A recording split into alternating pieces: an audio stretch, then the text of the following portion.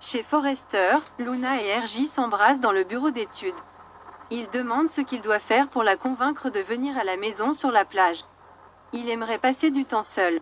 Elle est désolée d'avoir passé autant de temps chez son père. Elle a juste l'impression que c'est important en ce moment parce qu'ils deviennent une famille. Katie entre et dit qu'elle espère que sa mère se souvient qu'ils ne sont pas la seule famille de Bill. Luna dit à Katie qu'elle n'apprécie pas qu'elle détruise sa famille. Bien que Luna ne veuille pas manquer de respect, elle explique à RJ que Katie a accusé sa mère d'avoir quelque chose à voir avec les décès accidentels par overdose de drogue à Il Giardino. Katie demande, et si ce n'était pas le cas, et si quelqu'un avait quelque chose à voir avec ça? Il pourrait y avoir un meurtrier en liberté. RJ pense que Katie a dépassé les limites en accusant Poppy de cette façon. Katie répond qu'elle ne veut pas penser que Bill soit avec quelqu'un comme ça. Ce n'est pas le cas, rétorqua Luna. Katie dit qu'elle agit bizarrement chaque fois qu'elle en parle. RJ suggère que Katie est juste jalouse, mais elle le nie. Katie insiste sur le fait que c'est de l'inquiétude et non de la jalousie. Car c'est arrivé trop vite. Luna conclut que le vrai problème de Katie est que Luna et Poppy sont dans la vie de Bill. Elle demande pourquoi Poppy a attendu si longtemps pour dire à Luna que Bill était son père. Luna dit qu'elle avait ses raisons et elle l'accepte. Ils sont heureux maintenant. Katie pense que Poppy semble nerveuse. Luna dit qu'ils ne sont pas des intrus, et Bill les aime, ils font partie de la famille.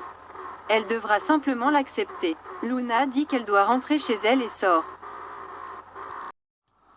Au bureau de design, Katie dit à RJ qu'elle ne voulait pas contrarier RJ et Luna. RJ se blâme, il n'aurait pas dû lui parler des menthes spéciales de Poppy. Katie demande au « Tu veux dire ces médicaments ?» RJ, je ne comprends pas pourquoi Katie suggère que Poppy a assassiné quelqu'un. Tu as dit que tu avais un sentiment? Pourquoi penses-tu ça? Katie lui parle de la connexion entre Tom Star et Poppy, qui a fait l'idiot quand elle en a parlé. Cela n'a pas de sens. Je ne lui fais pas confiance. C'est trop artificiel. Il ne semble pas non plus normal que Bill, qui a toujours été si prudent, vienne d'emménager Poppy et Luna pour avoir cette famille instantanée. Katie dit à RJ que Bill n'est pas l'ogre qu'il prétend être. La famille est la chose la plus importante pour lui, ce qui en fait son point aveugle.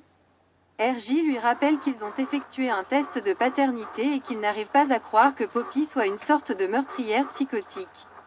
Il pense que toute cette histoire de complot n'est pas bonne pour elle. Luna a voulu savoir qui était son père toute sa vie. Avoir Bill pour papa est un rêve devenu réalité pour elle. Je pense que c'est bon pour tout le monde. Je veux dire, Will a une sœur maintenant. Chez Bill, Poppy hurle quand quelqu'un ouvre la porte de la chambre. Bill s'approcha de la porte légèrement ouverte, se leva pour enquêter et rit de soulagement quand il vit Will.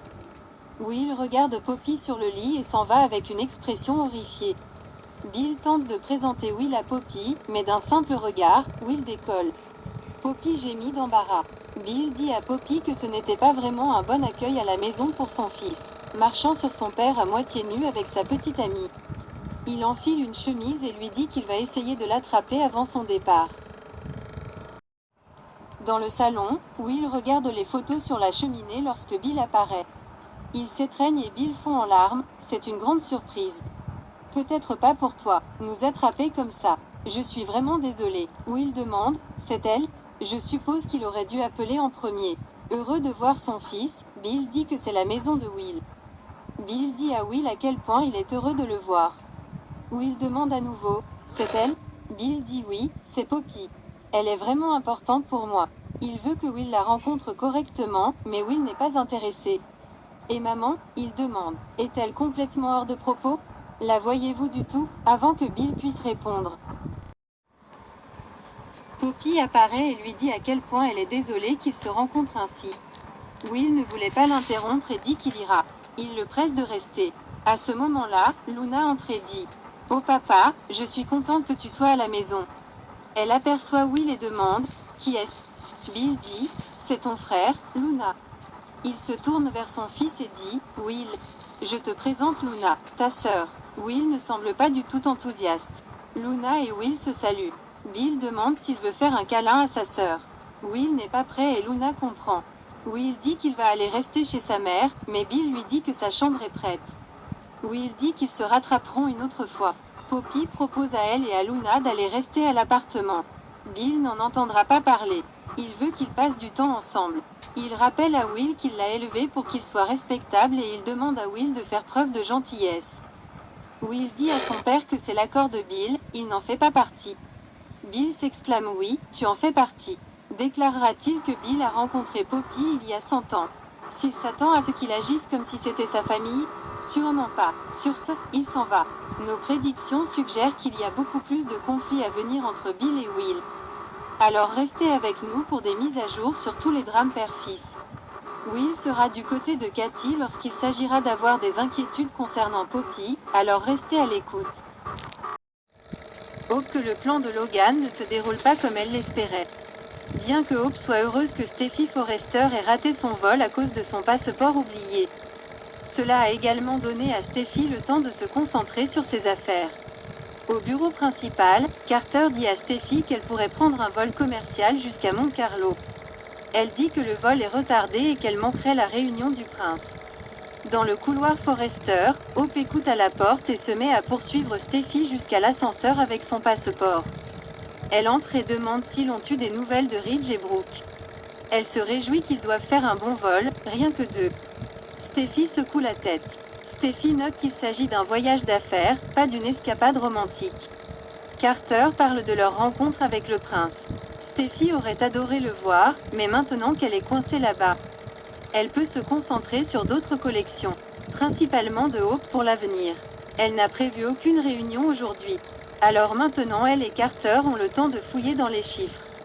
Il s'avère que les chiffres sont en baisse.